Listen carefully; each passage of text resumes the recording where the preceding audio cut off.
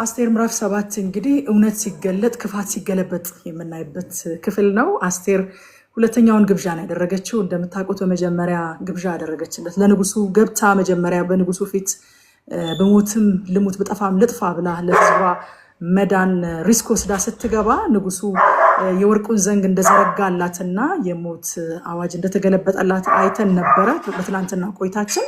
ከዛ በኋላ ምንድነው የምትፈልጊው ሲላት አስቴር ወዲያ ወደ ጥያቄው አልገባችም። ግብዣ ነው ያዘጋጀችለት። ንጉሱ ከወደደ ፈቃዱ ከሆነ በፊቱ ደስ ካሰኘው በፊቱ ሞገስ ካገኘሁኝ ይምጣ ወደ ማዘጋጀለት ግብዣ ይምጣ ከሃማ ጋር ይምጣ አለች። ወደ ግብዣው መጣ። አሁንም በዛን ቀን ንግስት አስቴር ሆይ ምንድነው የምትፈልጊው ንገሪኝ፣ የመንግስቴን እኩሌታ ቢሆን እንኳን ይሰጥሻል ሲላት መልሳ አሁንም ንጉሱ ደስ ካሰኘው እንደገና ድጋሚ በማዘጋጀለት ግብዣ ላይ ይምጣ ብላ ሁለተኛ ግብዣ እንዳዘጋጀች እንመለከታለን። አሁን ሁለተኛውን ግብዣ ስታዘጋጅ እንዴ ነው የሚያስብለው አይደለ? ምክንያቱም በፊታቸው የተደቀነው አደጋ እጅግ አንገብጋቢ ነው። በጣም በፍጥነት ሊካሄድበት የሚገባ ነገር ነው። በጣም ሊያጣድፋት የሚገባ ነገር ነው እና ነገሩ እጅግ አንገብጋቢ ቢሆንም አስቴር በሁኔታው ላይ ሳይሆን የሆነ ከእምነት የወጣ መረጋጋት ነበራት። የሚያረጋጋ አይደለም የገጠማቸው ሀገር የሚያረጋጋ አይደለም፣ ግን ከሁኔታ ሳይሆን ከእምነት የወጣ መረጋጋት ነበራት እና የተመቻቸ ሁኔታና ጊዜ ትጠብቅ ነበረ።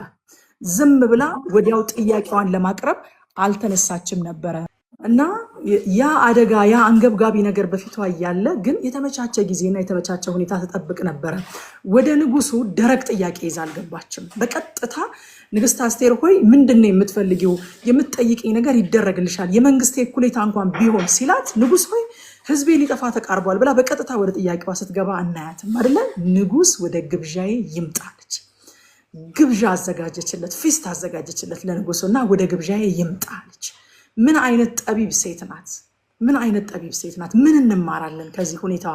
ፊልጵስዩስ ምዕራፍ 4 ቁጥር 6 ላይ እንደዚህ ይላል ሐዋርያው ጳውሎስ፣ ጌታ ቅርብ ነው ይልና በነገር ሁሉ ይላል በጸሎትና በምልጃ ከምስጋና ጋር። አያችሁ፣ የኛ ፌስት የኛ ግብዣ ምስጋና ነው። ወደ እግዚአብሔር ስንቀርብ፣ ወደ እግዚአብሔር ስንመጣ፣ ስንጸልይ፣ ስንጠይቅ፣ ስንማልድ ከምን ጋር አድርጉታለን? ሐዋርያው ጳውሎስ ከምስጋና ጋር በእግዚአብሔር ዘንድ ልመናችሁን አስታውቁ እንጂ በአንዳች አትጨነቁ አለ። አስቴር ይህንን ኤግዛምፕል ላይ ያሳየችን። ለንጉስ ጥያቄ የሚቀርበው እንዲያው በደረቁ አይደለም። ንጉስ ወይ ይሄ ነው ችግሬ አይባልም። ለንጉስ የሚገባ ወግ አለ ብለናል አይደለ? ከዚህ ቀደም ወግ አለ፣ ወደ ንጉስ የሚገባበት ወግ አለ፣ ንጉስን የምናናገርበት ወግ አለ። ያ ወግ ምንድነው? ምስጋና። አሁን እሷ ፊስትን ያዘጋጀችው፣ ግብዣን ያዘጋጀችው። እኛ ደግሞ ልናዘጋጅ የምንችለው እኛ ያለን ለሱ መስጠት የምንችለው ነገር ምስጋና ነው። ስለዚህ በምስጋና ግቡ አለን ሐዋርያው ጳውሎስ። በነገር ሁሉ በጸሎትና በምልጃ አለና መጠቅለያው ምንድነው አለ? ከምስጋና ጋር።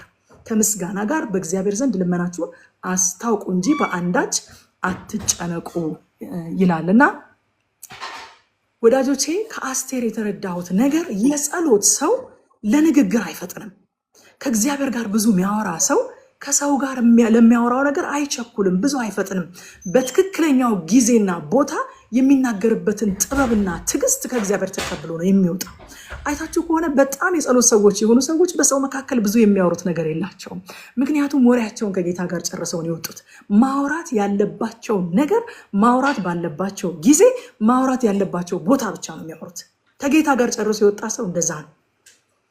አስቴር እንደዛ አይነት ሰው ናት። ጉዳዩን ከጌታ ጋር ጨርሳ ስለወጣች ባለፉት 3 ቀናት በጾምና በጸሎት በጌታ ፊት ስለነበረች አሁን የምትለምኘው ነገር ምንድነው ስትባል አልቸኮለችም። መቼ ተጠይቄ መቼ አውርቼ የምትል አይደለችም አስቴር። በላይኛው ንጉስ ፊት ነፍሷን አፍስሳ፣ በላይኛው ንጉስ ፊት ጥያቄዋን አፍስሳ ስለወጣች አሁን ይሄኛው ንጉስ ምን ትፈልጊያለሽ ሲላት ዲዘርን አደረገች። የተመቻቸ አትሞስፌር ያስፈልገኛል አለች። ለንጉሱ ግብዣ ማዘጋጀት አለብኝ። መጀመሪያ የኔ ንግግር ብቻ ሳይሆን የንጉሱ ልብ መዘጋጀት አለበት አለች። የንጉሱ ልብ መዘጋጀት አለበት። በነገራችን ላይ እግዚአብሔር በአስቴር ግብዣዎች መካከል ንጉሱን እየሰራው ነበረ። መጀመሪያ እንቅልፍ ነስቶ የመርዶኪዎስን መዝገብ ሲያስነብበው እንመለከታለን። እኛ ዝም በምንልበት ሰዓት እግዚአብሔር እጁን አጣምሮ አይቀመጥም።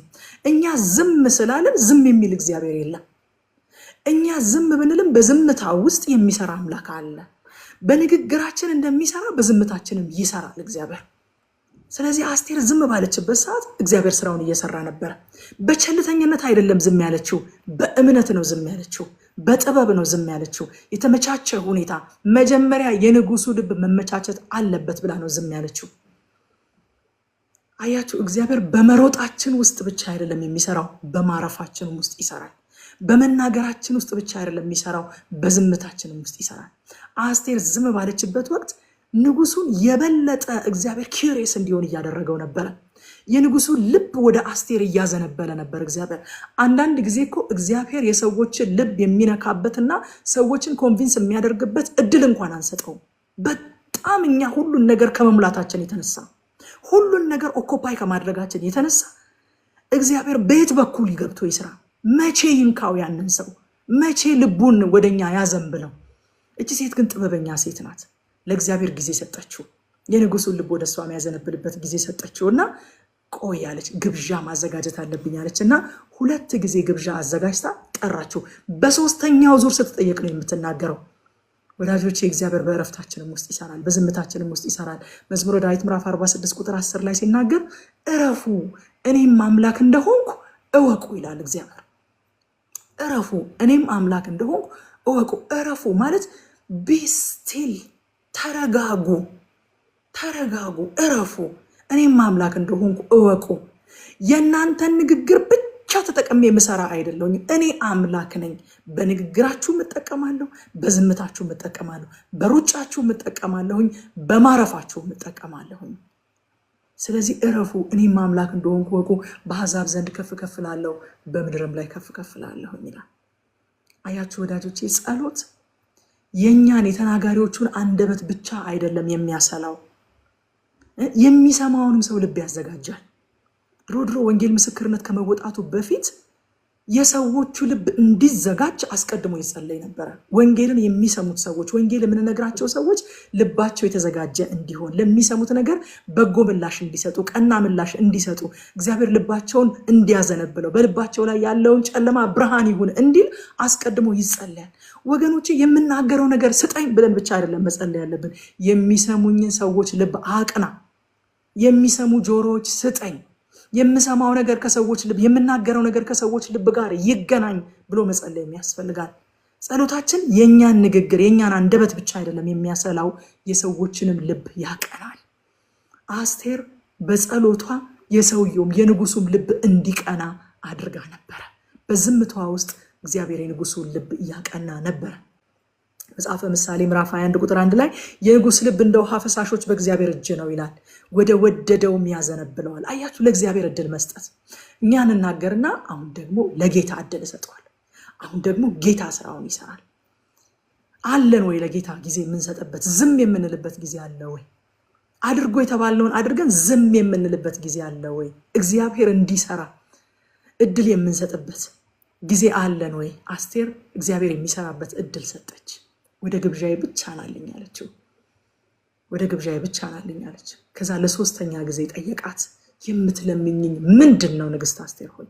የመንግስቴ እኩሌታ ቢሆን እንኳን ይደረግልሻል አላት። ንጉስ ነዋ፣ ትንሽ ነገር አይደለም ፕሮሚስ የሚያደርገው። የመንግስቴ እኩሌታ ቢሆን እንኳን ይደረግልሻል አላት።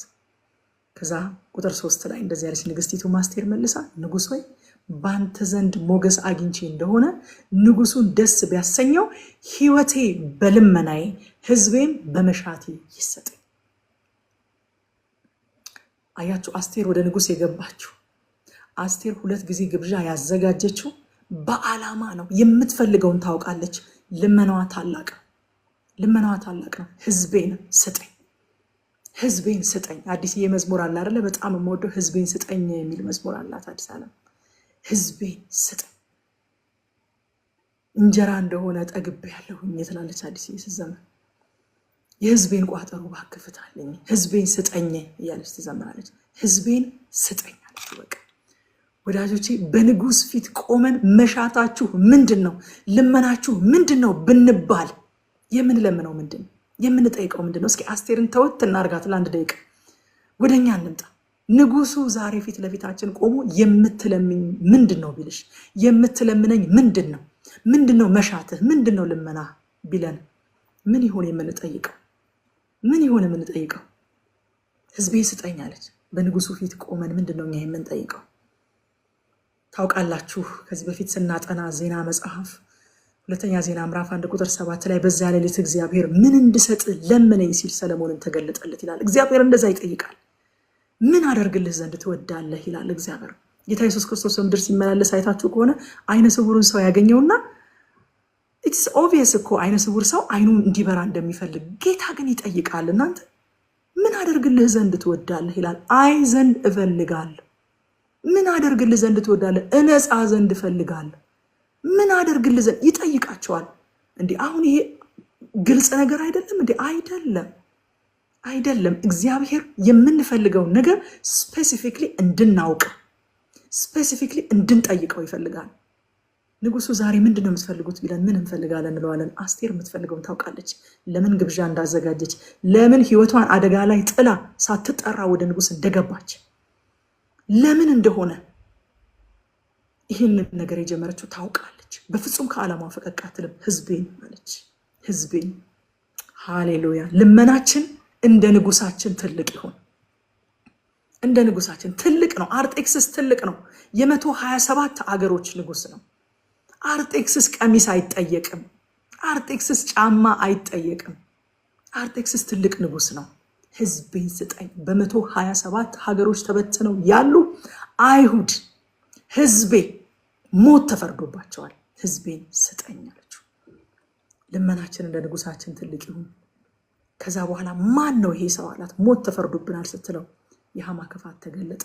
ቁጥር 6 ላይ አስቴርም ያ ጠላትና ባላጋራ ሰው ክፉ ሃማ ነው አለች። ሃማን በንጉሱና በንግስቲቱ ፊት ደነገጠ ይላል። ደነገጠ። ክፋቱ ሲገለጥ ደነገጠ። ወዳጆቼ የክፋት ጉልበቱ በጨለማ በስውር መስራቱ ነው።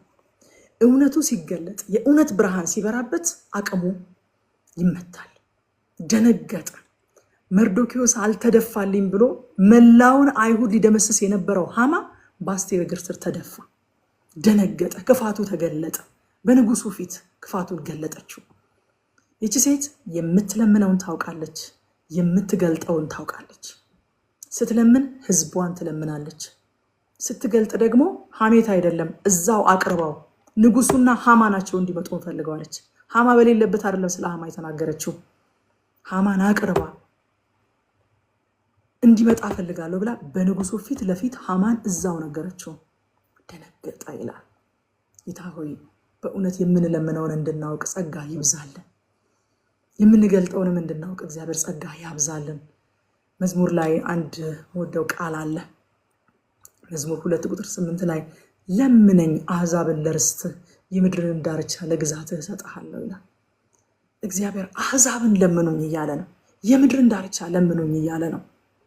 ወዳጆቼ በእውነት እግዚአብሔርን ህዝብ ልንለምነው ሲገባ፣ ህዝብ ልንለምነው ስንችል፣ ህዝባችንን ልንለምነው ስንችል ቀሚስና ጫማ ሽሮና በርበሬ ንጉሱን ከመለመን እግዚአብሔር ይጠብቃል።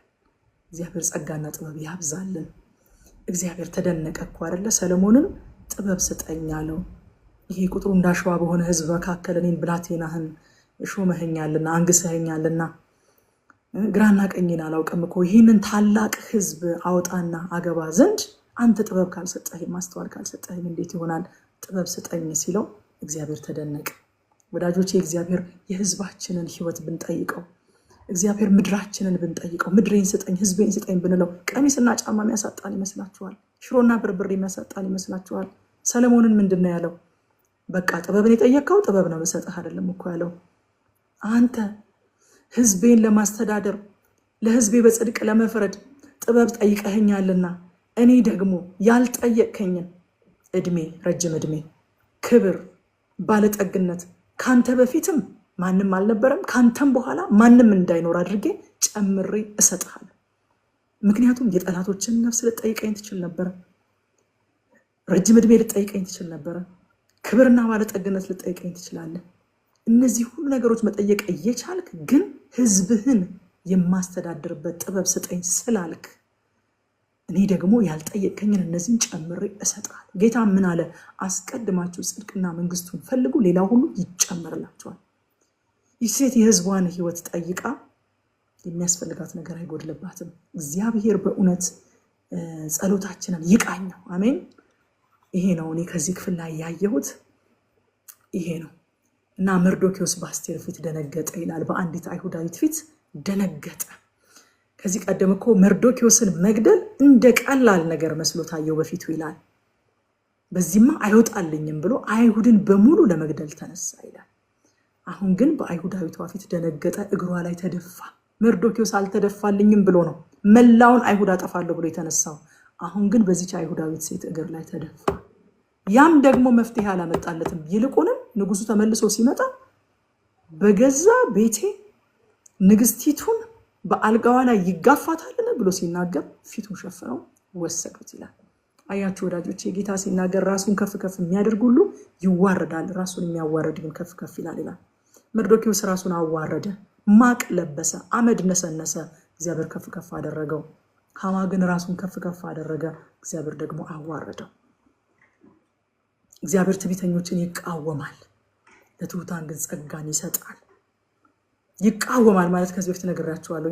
ራሱ እግዚአብሔር ይቋቋማቸዋል። በሄዱበት ቦታ ማለፊያ መንገድ እያሳጣ በፊታቸው ይቆማል። ራሱ እግዚአብሔር ይቋቋማቸዋል ማለት ነው። መርዶኪዎስ ከፍ ከፍ አለ፣ ሐማ ግን ተዋረደ። ሐማ ለመርዶኪዎስ ባዘጋጀው እንጨት ላይ ተሰቀለ። አያችሁ መዝሙር 7 ቁጥር 15 እንደዚህ ይላል፣ ጉድጓድን ማሰ ቆፈረ፣ ባደረገውም ጉድጓድ ይወድቃል ይላል። ወዳጆቼ ሰው በቆፈረው ጉድጓድ በዛው ይገባል። ሐማ በቆፈረው ጉድጓድ ራሱ ገባበት። እግዚአብሔር በዚህም ምዕራፍ ላይ ስሙ አልተጠራም። እንደ ሁል ጊዜው የአስቴር መጽሐፍ ለየት የሚያደርገው ብያቸዋለሁ፣ የእግዚአብሔር ስም በ10 ምዕራፍ ላይ አይጠራም። ነገር ግን በጻድቅ ፍርዱ ሕያውነቱን ገልጦ አሳየ። ሐማ ባዘጋጀው ለመርዶኪዎስ ባዘጋጀው እንጨት ላይ ተሰቀለ።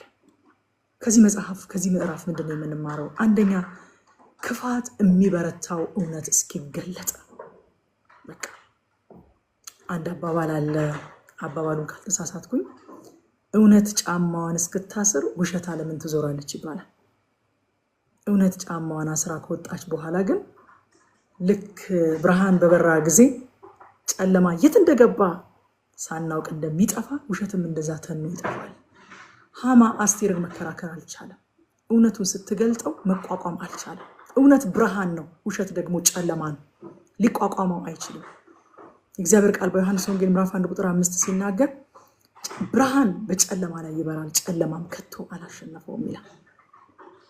ስለዚህ እውነት ስትመጣ ውሸት አቅም ያጣል።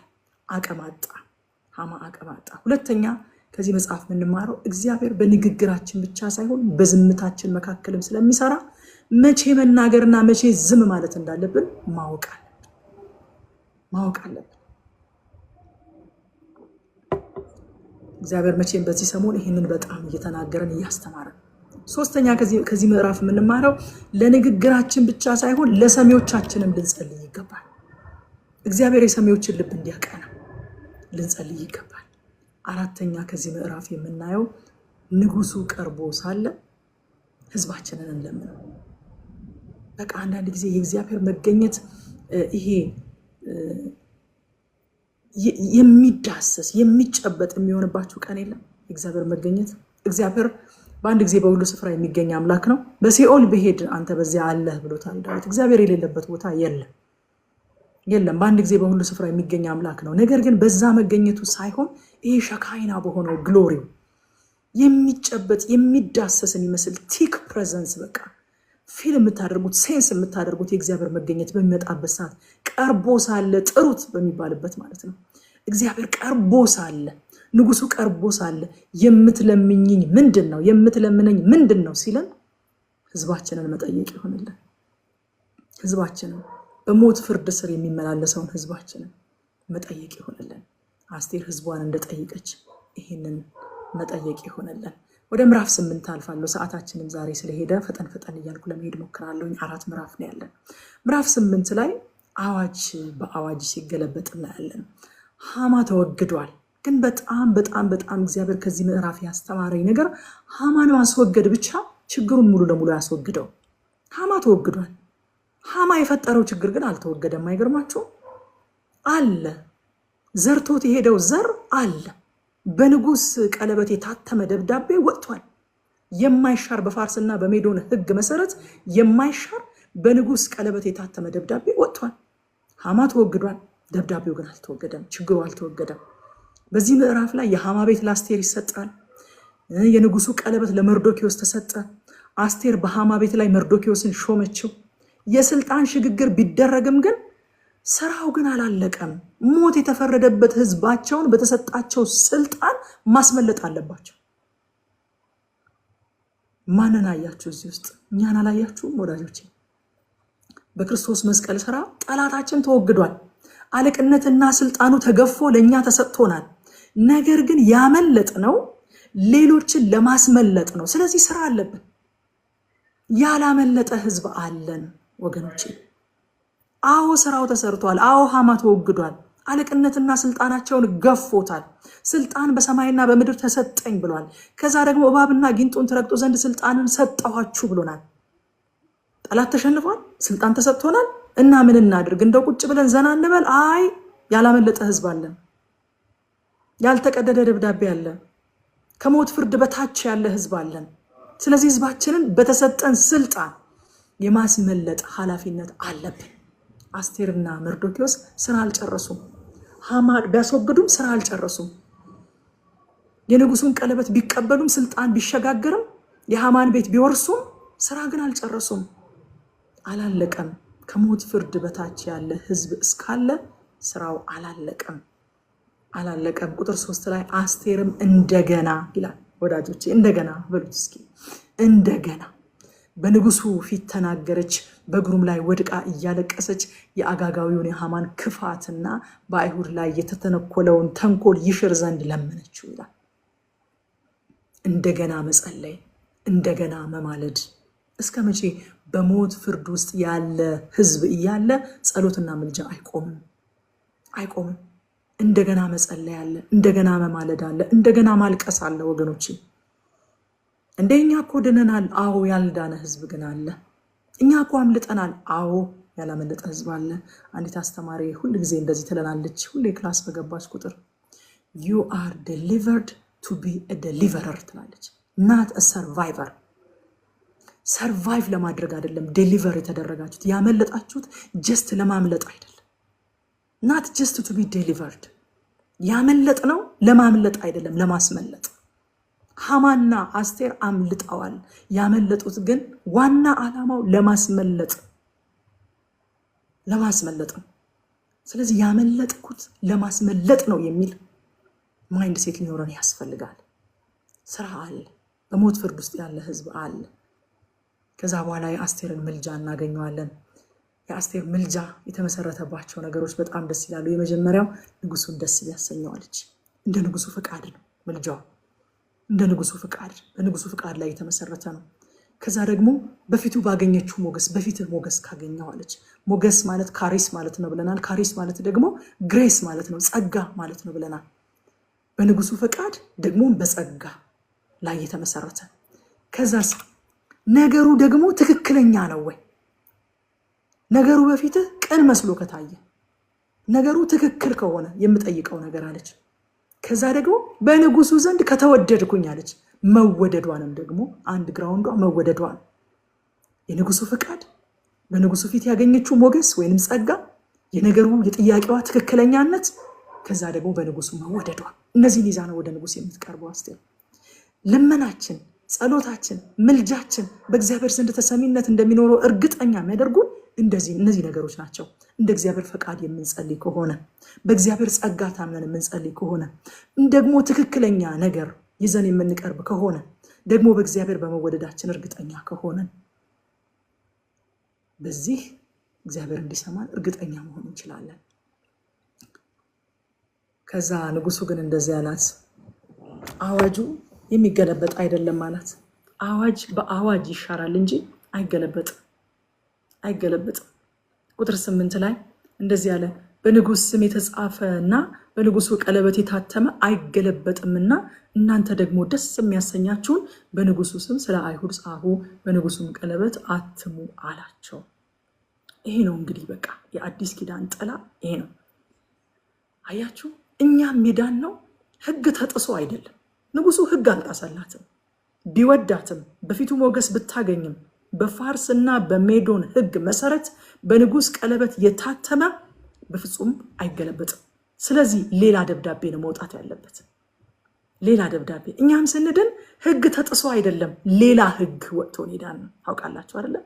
ሌላ ህግ በህግ ተገልብጦልን ሄዳን ነው። ክብር ለኢየሱስ ይሁን። ሮሜ ምዕራፍ 8 ከቁጥር 1 እስከ 2 በጣም ሞደው ጥቅስ ነው። እንደዚህ ይላል፣ እንግዲህ በክርስቶስ ኢየሱስ ላሉት አሁን ኩነኔ የለባቸውም ይልና ሃው ህግ ተሻረ? ህግ ተጣሰ ማለት ነው? አይ አልተጣሰም።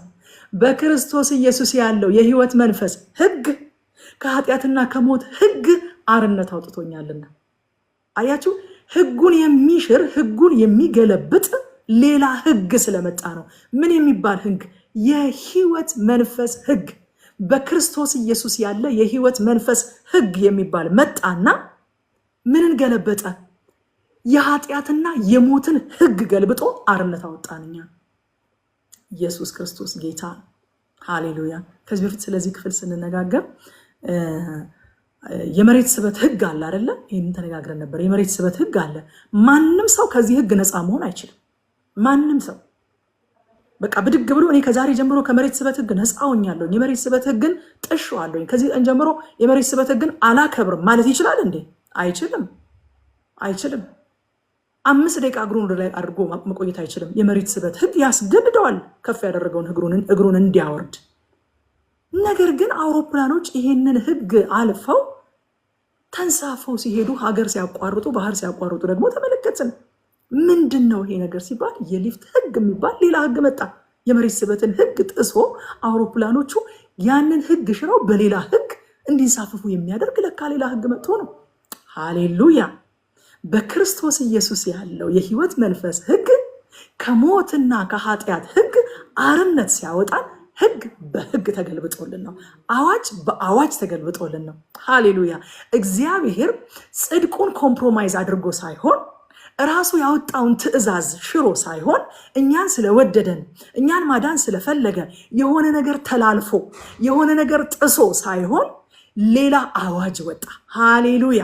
ከዚህ ቀደም የነበረውን አዋጅ የሚሽር ከዚህ ቀደም የነበረውን አዋጅ የሚገለብጥ ሌላ አዋጅ ወጣልን። የህይወት መንፈስ ህግ በክርስቶስ ኢየሱስ በኩል መጣና የሞትንና የኃጢአትን ህግ ሽሮ እኔና እናንተን አርነት አወጣን። ሃሌሉያ። ሰው በዚህ ስጋ ውስጥ ሲኖር ከኃጢአት ህግ ነፃ መሆን አይችልም ነበር። ከሞት ህግ ነፃ መሆን አይችልም ነበር። ለሞት የተሰጠን ሰዎች ነበርን። ለኃጢአት የተሸጠን ባሪያዎች ነበርን። እንዴት ተደርጎ ነው ነፃ ይወጣ ነው? እንዴት ተደርጎ ነው ነፃ ይወጣ ነው? ዛሬ ከኃጢአት አርነት ወጥተናል። ከሞት ህግ አርነት ወጥተናል። እንዴት ነው ነፃ ይወጣ ነው? ሌላ ህግ መጣ፣ ሌላ አዋጅ ወጣ። ሃሌሉያ። በንጉስ ቀለበት የታተመ ሌላ አዋጅ ወጣልን። ከዚህ ቀን ጀምሮ ይህች ሴት የምትገዛው ይሄ ሰው የሚገዛው ከዚህ ቀን ጀምሮ በህይወት መንፈስ ህግ ነው እንጂ በኃጢአት ህግ አይደለም፣ በሞት ህግ አይደለም ተብሎ ሌላ ህግ ወጣል። አዋጅ በአዋጅ ተገለበጠልን። ሃሌሉያ። ኢየሱስ ጌታ ነው። ምክንያቱም የንጉስ አዋጅ ከመሬት ተነስቶ አይሻርም። የንጉስ ቃል የተራ ሰው ቃል አይደለም። ከመሬት ተነስቶ አይሻርም።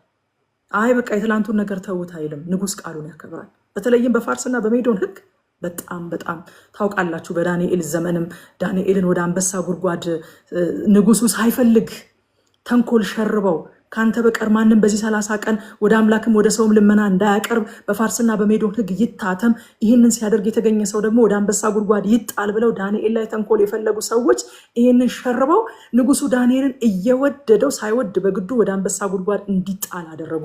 ንጉሱ ቀኑን ሙሉ ደከመ ይላል። ቀኑን ሙሉ ደከመ ዳንኤልን የሚያድንበት መንገድ ፍለጋ። ቀኑን ሙሉ ደከመ ግን አልቻለም። ምክንያቱም የፋርስና የሜዶን ህግ የንጉስ አዋጅ፣ የንጉስ ትእዛዝ፣ በንጉስ ቀለበት የታተመ ነገር መሻር አይቻልም። ደከመ ሌላ አዋጅ ለማግኘት ግን አላገኘም። እዛ በቃ እንቅልፍ ሁሉ አልወሰደውም። በማግስቱ ጠዋት ሄዶ ዳንኤል ሆይ የምታመልከው አምላክ ከነዚህ አንበሶች አድኖሃልን አለው። ንጉሥ ሆይ 1000 ዓመት ንገስ፣ በአምላኬ ፊትና በአንተ ፊት ቅንነት ተገኝቶብኛልና አንበሶቹ አልጎዱኝም አለ ዳንኤል። ሃሌሉያ። ከዛ በኋላ አስወጣው። ሊያስወጣው በጣም ስለወደደ አስወጣውና እነዛን ሰዎች ከነልጆቻቸው ከነሚስቶቻቸው ወደ አንበሶች ጉድጓድ ወረወሯቸው። አንበሶቹ ገና ሳይደርሱ ተቀብለው ሰባበሯቸው ይላል። አንበሶቹ ጥርስ የሌላቸው ስላልነበሩ አይደለም ዳንኤልን ያልበሉት። ከአዋጅ በላይ የሆነ እግዚአብሔር ፕሮቴክት አድርጎት ነው። አያችሁ፣ አዋጁን ንጉሱ መቀየር ቢፈልግ እንኳን በዚህ መጠን ጥብቅ ነው፣ መቀየር አይቻልም። ብድግ ብሎ ሐሳቤን ቀይሬያለሁ የትላንትናውን ነገር መቀየር አልችልም አይባልም። ግን ሌላ አዋጅ ማውጣት ይቻላል። እግዚአብሔር ንጉሱ ሌላ አዋጅ አወጣለን። የህይወት መንፈስ ህግ የሚባል እንደዛ አድርጎ አዳነ። ቁጥር 6 ላይ እንደዚህ ያለች እኔ ህዝቤ ላይ የሚወርደውን ክፉ ነገር አይ ዘንድ እንዴት እችላለሁ? ወይስ የዘመዶቼን ጥፋት አይ ዘንድ እንዴት እችላለሁ አለች ይላል። እንዴት እችላለሁ? ወገኖቼ ይሄ ሸክም በጌታ በኢየሱስ ክርስቶስ ስም ዛሬ ይግባብን። ይሄ ሸክም በጌታ በኢየሱስ ክርስቶስ ስም ዛሬ ያገኛል። አንድ ሰው ኤቲስት ነበር አሉ፣ እግዚአብሔር የለም የሚል ሰውና አውሮፕላን ውስጥ አንድ ወንጌል ሰባኪ አግኝቶት ወንጌል መሰከረለት። አብረው ተቀምጠው ወንጌል መሰከረለት እና እንደዚህ ነው፣ በክርስቶስ ኢየሱስ በማመን ከሚመጣው ቁጣ አምልጥ፣ በክርስቶስ ኢየሱስ ያላመነ ሰው ይሄ ነው ፍጻሜው ምናምን ነገር ብሎ ሲነግረው ሰማውና የምትናገረው ነገር በሙሉ ምንም አያሳምንም፣ ውሸት ነው የሚመስለው አለ። ለምን ሲለው አንተ የምትናገረው ነገር እውነት ከሆነ በክርስቶስ ኢየሱስ ያላመነ ሰው ፍጻሜው ወደ እሳት ባህር መጣል ከሆነ እንደ እብድ ሊያደርግህ ይገባ ነበር እኮ። እንዴት ነው እንደዚህ ቁጭ ብለህ ተረጋግተህ የምታናገረኝ አለው። እንዴት ነው ለእኔ ብቻ የምትነግረኝ? እንደ እብድ ሊያደርግህ ይገባ ነበር እኮ አለው። እውነት አይደለም፣ አንተ ራስህ አላመንክበትም የምታወራውን ነገር አለው። ወዳጆቼ አስቴር በህዝቤ ላይ የሚወርደውን ክፉ ነገር አይ ዘንድ እንዴት ይችላለሁ አለች። ሊመጣባቸው የሚችለውን ነገር አይተዋለች። አይተነው ይሆን? ሰዎች በክርስቶስ ኢየሱስ ካላመኑ የሚሄዱበትን ነገር አይተነው ይሆን? ይሄ ሸክም እንደ አስቴር እኛ ውስጥ ይኖር ይሆን? እንደው የማናውቃቸውን ተው፣ የምናውቃቸው አጠገባችን ያሉ ቤተሰቦቻችን፣ ጓደኞቻችን፣ ጎረቤቶቻችን፣ አብሮ አደጎቻችን አብረውን የተማሩ በክርስቶስ ኢየሱስ ካላመኑ ፍጻሜያቸውን እኮ እናውቀዋለን። የእግዚአብሔርን ቃል እናምነዋለን አይደለ? ይሄ ሸክም ግን በውስጣችን አለ። አስቴር ማየት አልችልም፣ የዘመዶቼን ጥፋት አይ ዘንድ እንዴት እችላለሁ? ይሄ ሸክም በጌታ በኢየሱስ ስም ይግባብን። ይሄ የልብ ጩኸት በጌታ በኢየሱስ ስም ያገኛል። ከዛ በኋላ መርዶክዮስ ሌላ ደብዳቤ ጻፈ። ቁጥር 11 እንደዚህ ይላል።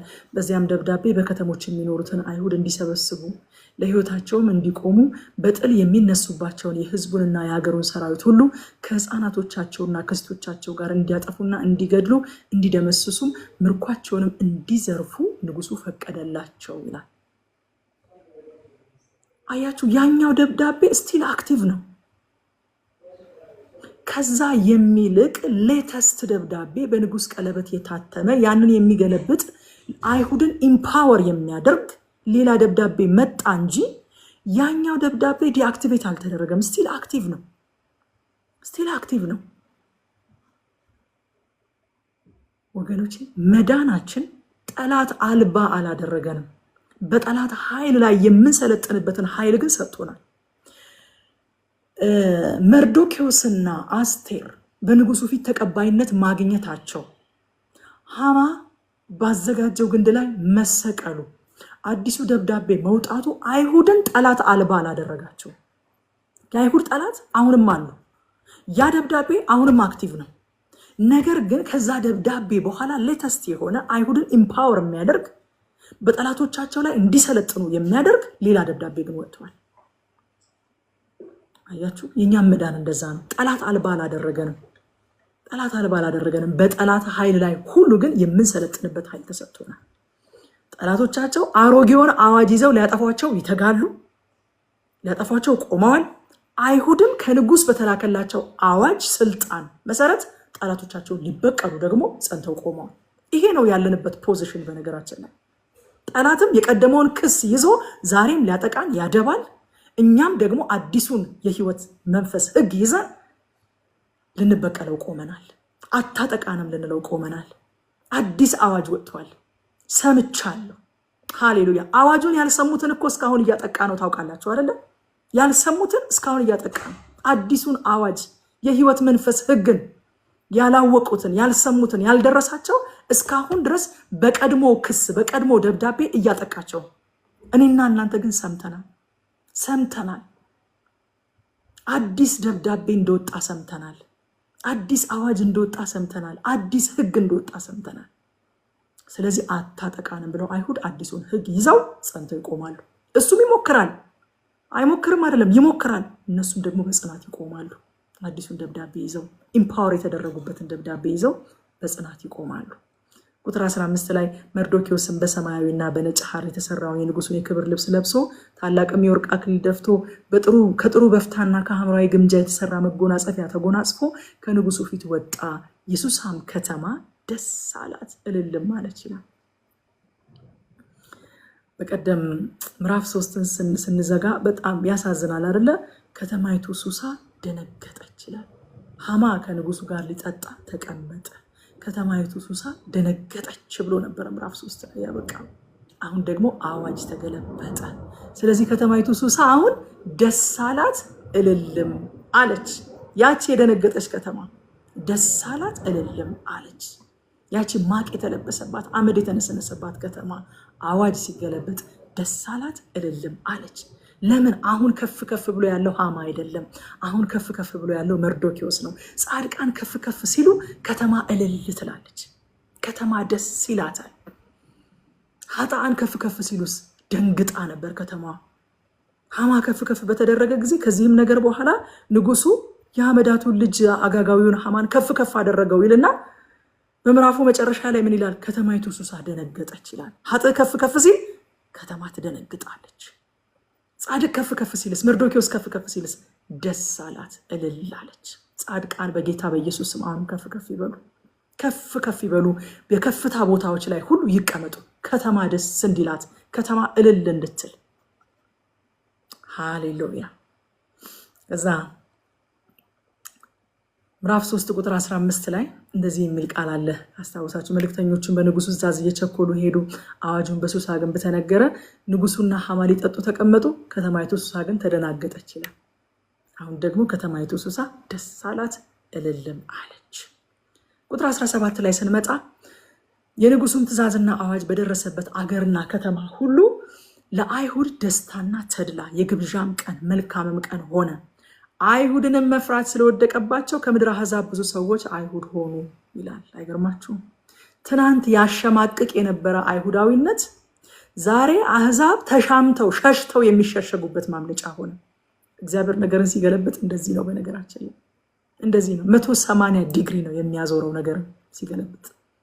እግዚአብሔር ሲቀይር እንደዚህ ነው የሚቀይረው። ትናንት እኮ አይሁድ ነኝ ማለት በጣም የሚያስፈራ በጣም የሚያሸማቅቅ ለሞት የሚያሳጭ ነገር ነው። ዛሬስ የምድር አሕዛብ ስለፈሩ ፍርሃት ስለተቀበላቸው ከምድር አሕዛብ ብዙ ሰዎች አይሁድ ሆኑ። ዛሬ መሸሸጊያ ሮጠው የሚጠለሉበት ሆነ አይሁዳዊነት ማለት ነው። ስለዚህ ከዚህ ከምዕራፍ 8 ላይ 3 ነገሮችን ከያዝን ጥሩ ነው። የመጀመሪያው ጠላት ተወግዷል፣ ስልጣን ተሰጥቶናል፣ አምልጠን ቁጭ ተነስተን እናስመልጥ። ያመለጥ ነው ለማስመለጥ ነው። ተነስተን እናስመልጥ። አዋጁን የሰማችሁ እናንተ ተነሱና አስመልጡ። ሁለተኛው ያልዳነ ሕዝብ እያለ ጸሎትና ምልጃ አይቆምም ጸሎትና ምልጃ። ሶስተኛው ጠላት አልባ አልሆንም፣ በጠላት ኃይል ላይ ግን ስልጣን ተሰጥቶናል። ይሄ ባላንሱ ሁል ጊዜ መሰራት አለበት። በቃ ሚዛኑን መሳት የለብንም። ጽንፈኞች መሆን የለብንም። ምንም እንዳልተሰራለት ሰው ሁሉን እንደሚሰራለት ሰው ስንጋጋጥ መዋል የለብንም። ደግሞ ሁሉ ተሰርቷል ብሎ ሁሉ አልቋል ብሎ የተሰጠውን ስልጣን ተንተርሶ የሚተኛ መሆን የለብንም። አስቴርና መርዶኪዎስን ማየት ይህንን ባላንስ እንድንሰራ ያደርገናል። አምልጠዋል። የስልጣን ሽግግር ተደርጓል። በሃማ እጅ የነበረ ነገር ሁሉ አለቅነትና ስልጣኑ ተገፎ ለአስቴርና ለመርዶኪዎስ ተሰጥቷቸዋል። ግን ምን እንዲያደርጉበት ነው? እንደው እንዲሟሟቁበት፣ እንዲሞጋገሱበት፣ እንዲኩራሩበት ስልጣን እኮ ተሰጠኝ እያሉ ሱሳ ከተማ ውስጥ እየዞሩ እንዲያወሩ አይደለም። በ127 አገሮች የተበተኑ ከሞት ፍርድ በታች እየኖሩ ያሉ ህዝብ አሉ። ህዝባቸውን ሊያድኑበት ነው ያ ስልጣን የተሰጣቸው። ሁለቱ ማምለጣቸው፣ ሁለቱ መሾማቸው፣ ሁለቱ ከጠላት ኃይል ላይ ስልጣን ተነጥቆ መቀበላቸው ህዝባቸውን ለማዳን ነው። ህዝባቸውን ለማዳን ነው። ስለዚህ ጠላት አልባ አልሆንም። በጠላት ኃይል ላይ ስልጣን ተሰጥቶናል። የምናስመልጠው አለን።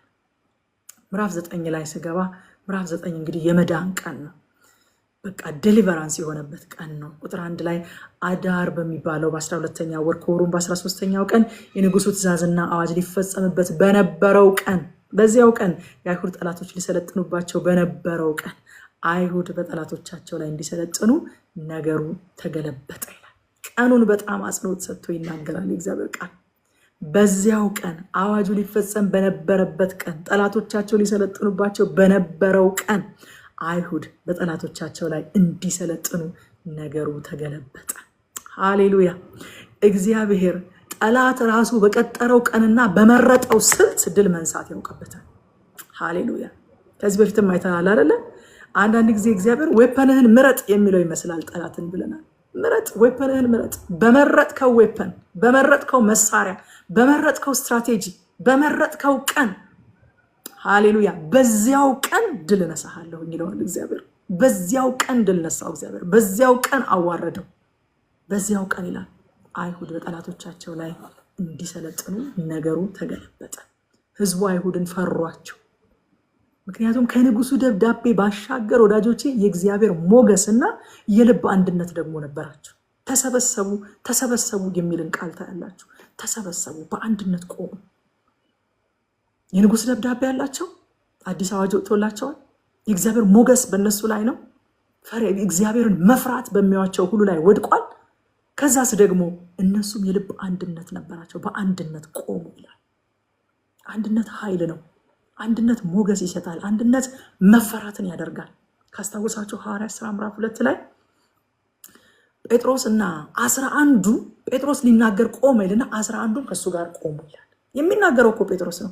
11ዱ ግን ደጀን ሆነው ከሱ ጋር ቆሙ ይላል። አንድነት ነበራቸው። ለይተው ጴጥሮስን ማጥቃት አይቻልም። አንድነት ነበራቸው። አይሁድም አንድነት ነበራቸው። የንጉስ ደብዳቤ፣ የእግዚአብሔር ሞገስ፣ ደግሞስ የልብ አንድነት ነበራቸው። ተሰበሰቡ፣ በአንድነት ቆሙ የሚሉ ቃላትን እናገኛለን። ቁጥር 4 ከዛ በጣም ልቤን የነካው ቃል ያ ሰው መርዶክዮስ። የእግዚአብሔር ቃል እኮ በጣም ይገርማል። እኔ በጣም ነው የምወደው የእግዚአብሔርን ቃል። የእግዚአብሔር ቃል ታምረኛ ነው አይደል? የእግዚአብሔር ቃል ታምረኛ ነው ማለት ወዳለሁ። የእግዚአብሔር ቃል ይገርመኛል። በቃ ለምን አስፈለገ? መርዶክዮስ ከፍ ከፍ እያለ ሄደ ለምን አልተባለም? መርዶክዮስ ከፍ ከፍ እያለ ስለሄደ በንጉስ ቤት ታላቅ ሆኖ ነበር ተብሎ ለምን አልተጻፈም? ያ ሰው መርዶክዮስ ከፍ ከፍ እያለ ስለሄደ በንጉሱ ቤት ታላቅ ሆኖ ነበርና የመርዶክዮስም ዝና በየአገሩ ሁሉ ተሰምቶ ነበረ። የቱ ሰው ጌታ ሆይ? ያ ብንያማዊ ከእስራኤል ነገድ ሁሉ ከታናሹ ቤት የወጣው ያ ሰው፣ ያ ምርኮኛው፣ ያ ሰው የቱ?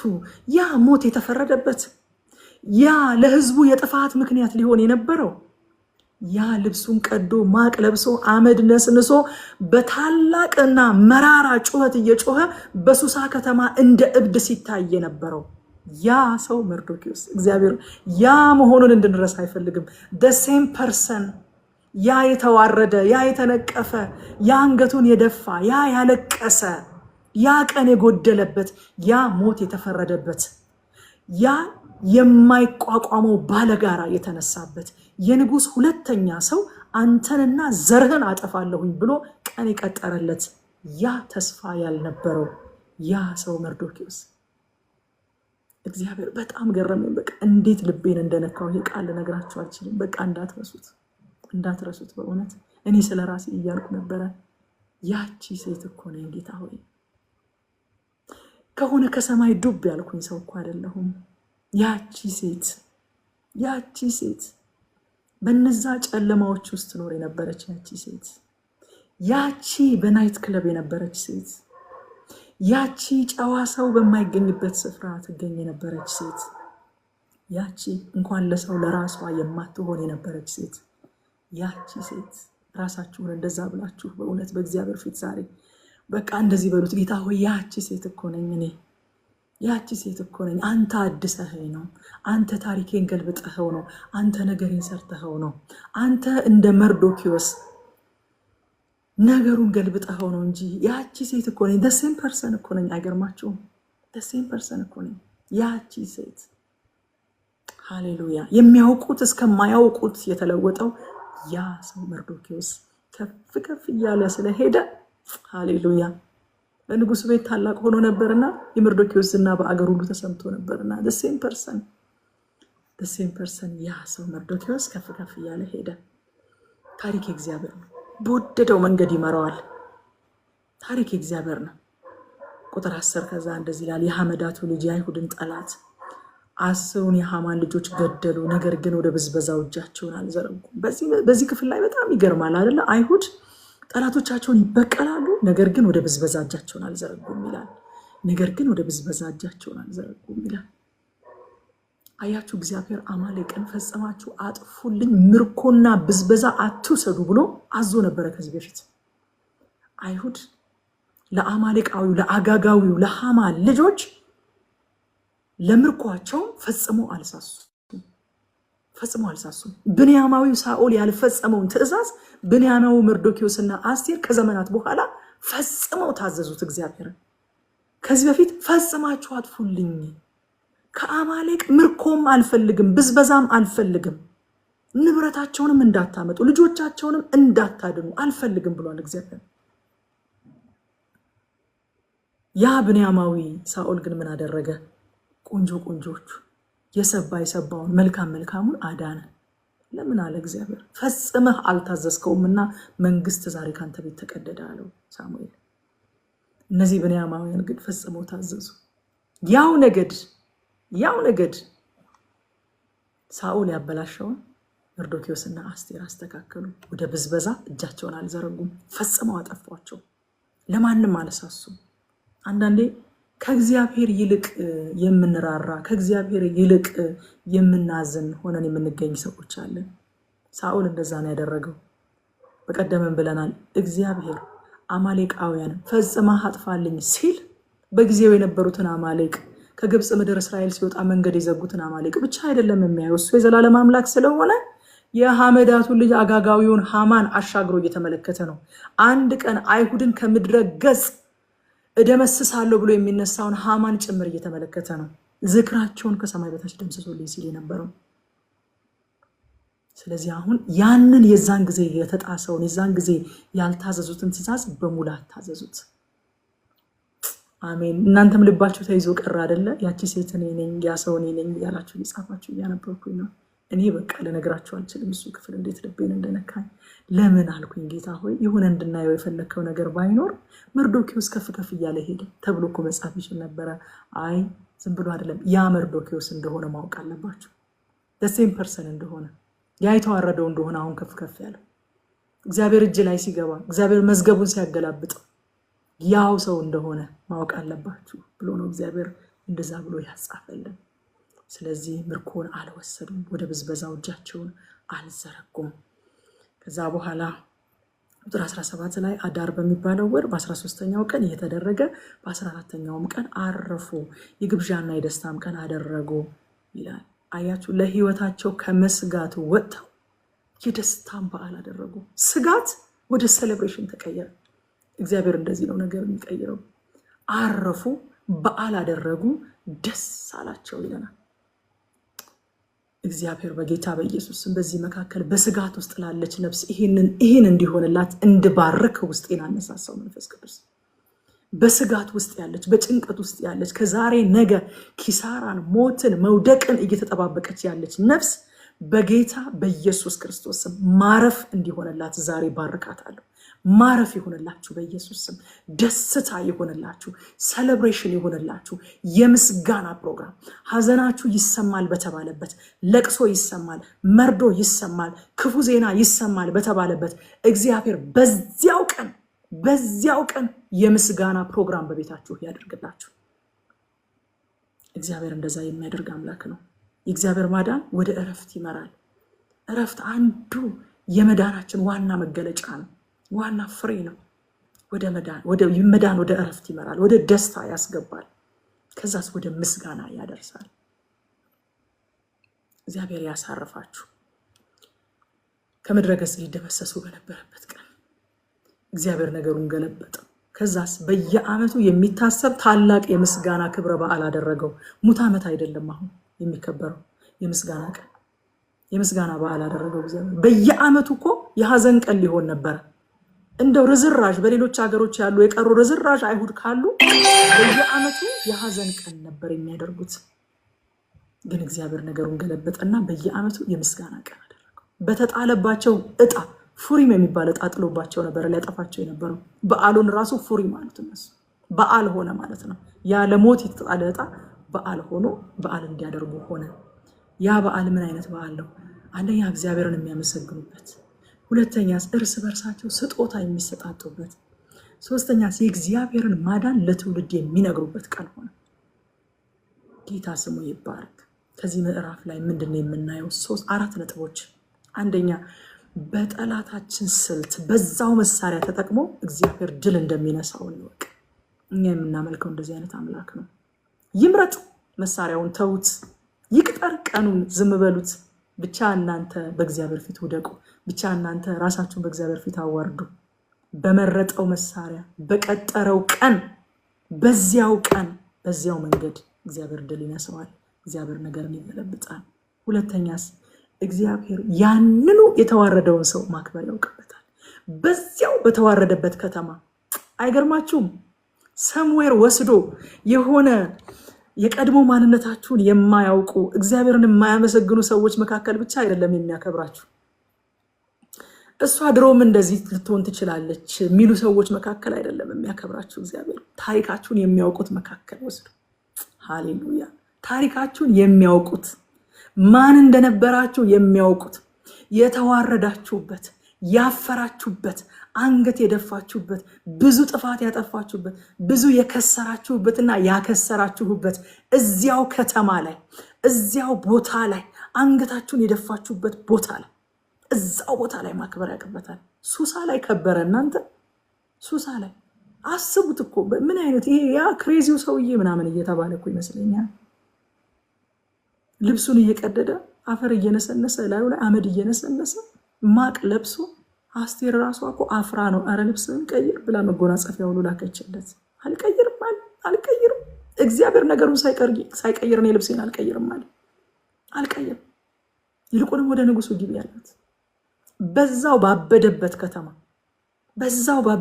ከተማ በንጉስ ፈረስ ላይ ተቀምጦ የንጉስን አክሊል ደፍቶ ከፍ አለ። እዛው ቦታ ያከብራችኋል እግዚአብሔር። ደብቆ አይደለም፣ ውርደታችሁ የሚያውቁት ሰዎች ባሉበት እዛው ቦታ ያከብራል እግዚአብሔር። ሶስተኛ ከአባቶች ያመለጠውን እኔ ያጠፋዋለሁ የሚል መንፈስ በኢየሱስ ስም ይግባብን። አማሌቅ ከሳኦል አምልጦ ነበር፣ ከብንያማዊው ከሳኦል አምልጦ ነበር። ብንያማዊው መርዶክዮስን አጠፋው። ሃሌሉያ። አራተኛ እግዚአብሔር የሞትና የጥፋትን ቀን ገልብጦ ዓመታዊ ክብረ በዓል የሚደረግበት የምስጋና በዓል ያደርገዋል። ስሙ ይባረክ። ምዕራፍ 10 በጣም አጭር ናት፣ ብዙ አልወስድም። እንደምታውቁት 3 ቁጥሮች ናቸው ያሉት። ምዕራፍ 10 በዋናነት በመልካም ስለመጨረስ ነው የሚያወራው። መርዶክዮስ በመልካም የጀመረ ሰው ብቻ አይደለም፣ በመልካም የጨረሰ ሰው ነው። መርዶክዮስ ለራሱ ክብርና ብድራት የፈለገውን ሰው አልነበረም። በቃ የሆነ እኔ ብድራት ላግኝ ብሎ ራሱን የሆነ እንትን ለማግኘት የሚያጭ ሰው አልነበረም። ይልቁንም መልካም አድርጎ የሚሸሸግ ሰው ነበረ። ትሁት ሰው ነበረ። ትሁታንን ከፍ የሚያደርግ እግዚአብሔር ከፍ አደረገ። የመርዶክዮስ ታሪክ በኃያላኑ በፋርስ ነገስታት ታሪክ መጽሐፍ ተጻፈ። በእስራኤል ታሪክ ብቻ አይደለም እኮ፣ በእኛ መጽሐፍ ቅዱስ ላይ ብቻ አይደለም። በእነዚያ በኃያላን በፋርስና በሜዶን ነገስታት ታሪክ መጽሐፍ ተጻፈ ይለናል። ቁጥር 3 አይሁዳዊው መርዶክዮስ ለንጉሱ ለአርጤክስስ በማዕረግ ሁለተኛ ነበረ፣ በአይሁድም ዘንድ የከበረ፣ በብዙ ወንድሞች ዘንድ የተወደደ፣ ለህዝቡ መልካምን የፈለገ፣ ለዘሩም ሁሉ በደህና የተናገረ። ይሄ በጣም ከዚህ በላይ መደምደሚያ ከየት ይመጣል? ከዚህ በላይ መዝጊያ ከየት ይመጣል? የመርዶክዮስ ምዕራፍ ሲዘጋ እንደዚህ ነው። በቃ ለአርጤክስስ በማዕረግ ሁለተኛ ሆኖ ካራክተሩ ግን አልተቀየረም፣ ኮንፊርምድ አልሆነም። እነሱን አልመሰለም። እስከ ፍጻሜ ድረስ ምን አይነት ሰው ሆኖ አለፈ መርዶክዮስ? በአይሁድ ዘንድ የከበረ ነዋ፣ በብዙ ወንድሞች ዘንድስ የተወደደ ነዋ። ለሕዝቡስ መልካምን የፈለገ ለዘሩም ሁሉ በደህና የተናገረ ነበረ። የመርዶክዮስ ታላቅነት በስራ የተገለጠ ነበር። መርዶክዮስ እንደ ኢየሱስ ክርስቶስ ጥላ ሆኖ አገልግሏል። የተገፋ ያለ በደሉ የተገፋ ነገር ግን በተገፋ መጠን ደግሞ በግፍ የሞት ፍርድ ተፈርዶበት ሳለ ከፍ ከፍ ያለ ለሕዝቡ ሰላም ያወረደ የኢየሱስ ክርስቶስ ጥላ። ወዳጆቼ አንተ በጎ ታማኝ ባሪያ የሚባሉ የጨረሱ ናቸው። የምንጨርስበትን ጸጋ እንያዝ። ደግሞ እስከ መርዶክዮስ ምን እማራለሁ ካልን በእግዚአብሔር የታሰበ በሰው አይረሳም። በሰው አይረሳም። መርዶክዮስን እግዚአብሔር አሰበው። ስለዚህ ሰው ሊረሳው አልቻለም። ከምዕራፍ 10 እነዚህን ያየሁት። በአጠቃላይ የአስቴርን መጽሐፍ በጥቂት ነጥቦች ኮንክሉድ አደርጋለሁ። አንደኛ፣ የአስቴር መጽሐፍ እግዚአብሔር በሉዓላዊነቱ ሰዎችን ለዓላማው በየስፍራው ያስቀምጣል የሚለውን ያየንበት መጽሐፍ ነው አይደለ? ያለንበት ስፍራ ያለነው በእግዚአብሔር ዓላማ ነው ያልንበት ነው። ሁለተኛ፣ የእግዚአብሔር ሕዝብ ታሪካዊ ጠላት አለው። ነገር ግን ከሁሉ በላይ የሆነው አምላኩ ሁሌም ከሱ ጋር ነው። እግዚአብሔር ከኛ ጋር ነው እንጂ ታሪካዊ ጠላት አለን። ተኩስ አቁም አልተደረገም። እርቅ አልወረደም። ከታሪካዊ ጠላታችን ጋር እርቅ አልወረደም። ይልቁንም በሱ ላይ የሚልቅ ኃይል ተሰጥቶናል። እኛ ኢምፓወር ተደርገናል። ሌላው እምነትና ጥበብ የእግዚአብሔርን ማዳን እንድናይ ያደርገናል። አስቴር በእምነትና በጥበብ የእግዚአብሔርን ማዳን አይታለች። ሌላው እግዚአብሔር ጠላትን በቆፈረው ጉድጓድ ያስገባዋል። ስለዚህ የጉድጓዱ ጥልቀት አያሳስበን። እኛ ከእግዚአብሔር ጋር ያለንልሽ ብሎ ሊያሳስበን የሚገባው አቤት ጉድጓዱ እያለን እንድንጨነቅ አይደለም። ይቆፍር፣ አጥልቆ ይቆፍር ለራሱ ነው። ስለዚህ የጉድጓዱ ጥልቀት ሊያሳስበን አይገባም። ሌላው መዳን ወደ እረፍት፣ ወደ ደስታ፣ ወደ ሰላምና ወደ ምስክርነት ይመራል። አይሁድ መዳናቸውን በደስታ ያከብራሉ፣ በእረፍት ውስጥ ሆነው ያከብራሉ፣ መልካም በማድረግ ያከብራሉ። ከዛ ደግሞ ለልጅ ልጆቻቸው ይመሰክራሉ። እግዚአብሔር በዚህ ቀን ምን እንዳደረገላቸው ለትውልዳቸው ይናገራሉ። መዳን እንደዛ ነው የሚያደርገው። ያሳርፈናል፣ ያስደስተናል፣ መልካም እንድናደርግ ያደርገናል። ከዛስ የእግዚአብሔርን ማዳን እንድንመሰክር ያደርገናል፣ ወደዚያ ይመራል። በአስቴር መጽሐፍ የእግዚአብሔር ስም አንዴም ባይጠራም በእያንዳንዱ ቨርስ፣ በእያንዳንዱ ዝርዝር ጉዳይ ውስጥ ግን እግዚአብሔር ዓላማውን እየፈጸመ የተስፋውን ሕዝብ ከጥፋት እየጠበቀ በስራው ጎልቶ ይታያል። ክብር ለጌታ ይሁን።